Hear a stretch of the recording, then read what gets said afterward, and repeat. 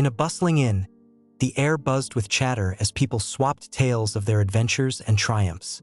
In one corner, a young man sat quietly, observing the lively crowd, wondering if this modest inn was truly the famous hub for merchants and travelers he'd heard about. His name was Ju-yoon, a warrior who carried a carefully wrapped spear.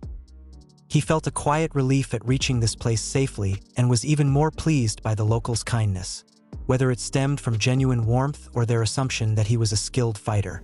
A group of adventurers invited Ju-yoon to join their guild and work alongside them, but he politely declined. He explained that he wasn't there for work but for a personal mission, a dream to chase, a promise he had to keep. That was his priority, and nothing would sway him. No one seemed eager to stop him, though a bald man in the group issued a grave warning. Ju-yoon should be cautious while moving through the area. Naturally curious, Ju-yoon asked what he meant. With a grim expression, the man explained that a dangerous monster prowled near the village. A cruel, bloodthirsty figure who hunted martial artists and carried their severed heads to terrify others. Ju-yoon nodded, seemingly impressed by the chilling tale, but in truth, he was no stranger to such stories. Sipping his tea calmly, he acted as if this was precisely why he'd come. Mid-conversation, the inn's door swung open and someone, or something, stepped inside, instantly seizing everyone's attention. It was the very man they'd been discussing. A monstrous, wild-looking figure with his infamous bloody bag. He dropped it onto the floor with a heavy thud and strode forward. His presence alone sent shivers through the room, freezing everyone in their seats. Everyone except Ju-yoon, who either didn't recognize him or didn't care. The others, terrified, only dared whisper among themselves, questioning if this was truly the monster of legend. With an irritated scowl, the man barked at the attendant to fetch the innkeeper immediately. Nervously, the attendant explained that the innkeeper was out running an errand but offered to assist in the meantime. Trying to be polite, the attendant reached for what he assumed was the man's luggage, intending to carry it to a quiet room until the innkeeper returned.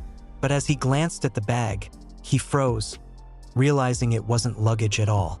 Still, he steeled himself to lift it, only for the man to grab his hand, halting him mid-motion. The room fell deathly silent. Everyone watched in terror, fearing the attendant's fate was sealed.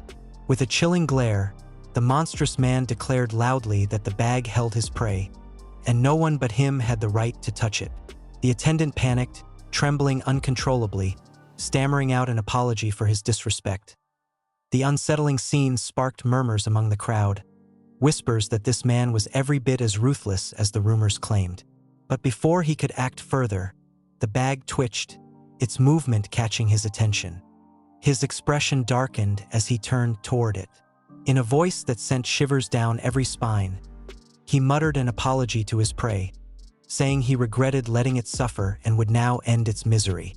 As his hand reached for the bag, someone sprang into action, stopping him cold. That someone was Ju-yoon. Not only did he dare to intervene, but he stood tall and fearlessly challenged the monstrous man to an honor duel. The room went silent in disbelief. No one, not even the bald man from earlier, had anticipated this. People wondered if Ju-yoon had lost his mind. The monstrous man, a fresh scar now visible on his face, turned to Ju-yoon, his lips curling into a mocking grin. His tone dripped with disdain as he sneered, "You against me?" Ju-yoon, brimming with confidence, boldly declared that he'd come to confront the greatest enemy of the martial world, the one responsible for the suffering of every soul in the region. And he meant this man, no one else. He added that this was the dream and oath that had driven him all this way. Hearing what sounded like a childish speech, the wild-looking man smirked, then erupted into laughter that echoed for miles. With a grin, he asked why Ju-yoon believed he was the so-called greatest enemy of the martial world. Before Ju-yoon could reply, the man waved it off as if he already knew the answer. Letting out a heavy sigh, the man began to explain that not only Ju-yoon but everyone had misunderstood him entirely. But before he could finish, Ju-yoon cut him off, mocking him outright. It was clear Ju-yoon thought the man was making excuses to avoid a fight. With a loud clang, Ju-yoon slammed his spear into the ground, declaring once more that he'd come all this way for one reason: to find and defeat him. No excuses would be tolerated. Seeing Ju Yun's resolve, the monstrous man gave him an unreadable glance and said, "If that's the case, I accept your challenge. But I need to prepare first." Ju Yun froze, shocked by the response, then narrowed his eyes and shouted, "Don't tell me you're planning to run away." Before he could get an answer, the crowd erupted, yelling at Ju Yun, asking if he'd gone mad. They insisted the infamous monster before him wasn't the type to back down from a fight. There was no way he'd flee to avoid facing Ju Yun.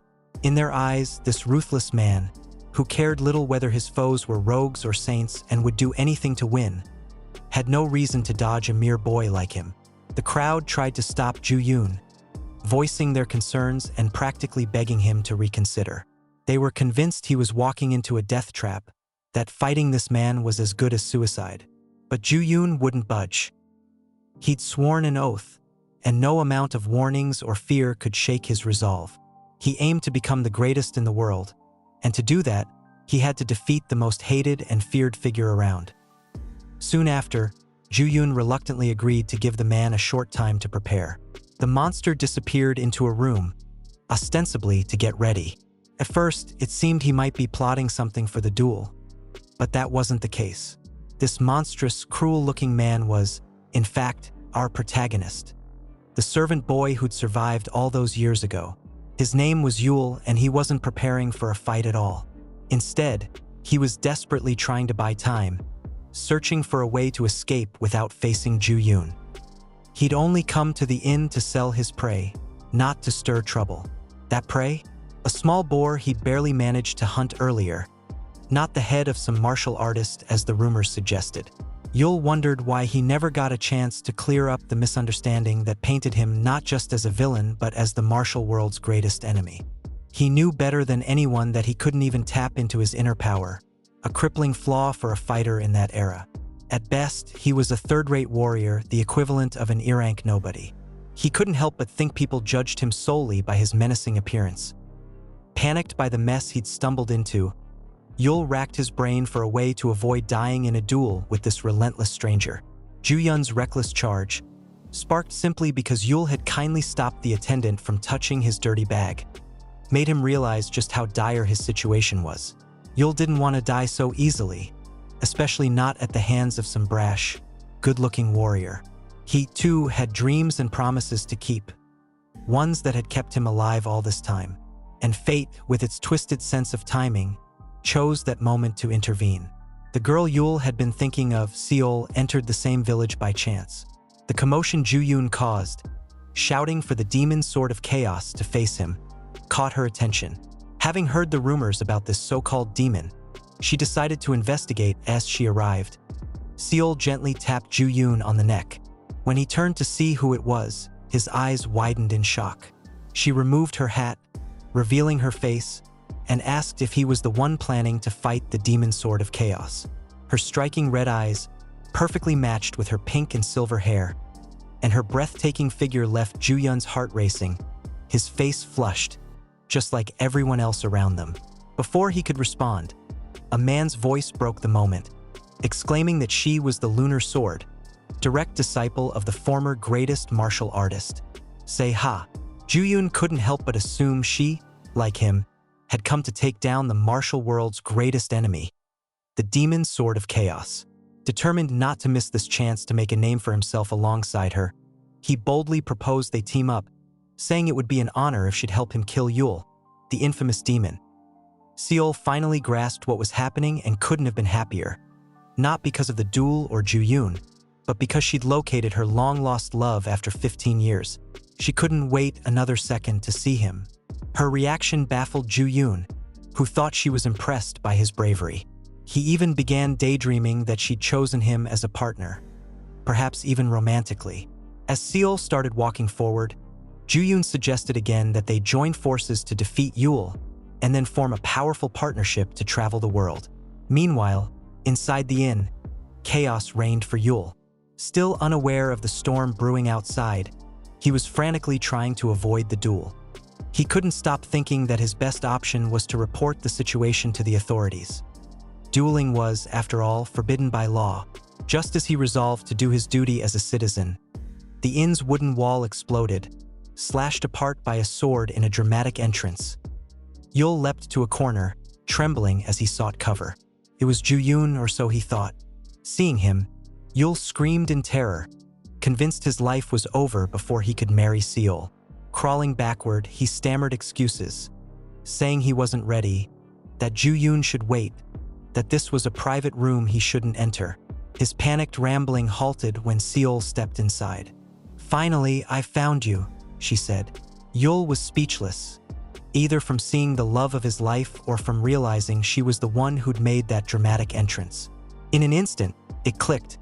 It wasn't Ju-yoon who'd shattered the wall but Seol, using the unconscious boy's body to prove what happens when someone disrespects the lunar sword's precious, long-lost lover. Tossing Ju-yoon's battered form to the ground, Seol turned to Yul and approached him. She proudly declared that she'd become one of the continent's strongest martial artists and now had more than enough wealth to build a perfect life for them both. Money she'd earned herself, not inherited. Stepping closer, she gazed at the boy she loved, the one everyone else called the demon sword of chaos. Neither his hated title nor his pitiful state could sway her feelings. Without hesitation, she looked into his eyes and asked him to marry her, boldly stating that nothing and no one could stop them now. Unlike what the crowd outside imagined, an explosive clash between the greatest hero, the lunar sword, and the most feared villain, the demon sword of chaos,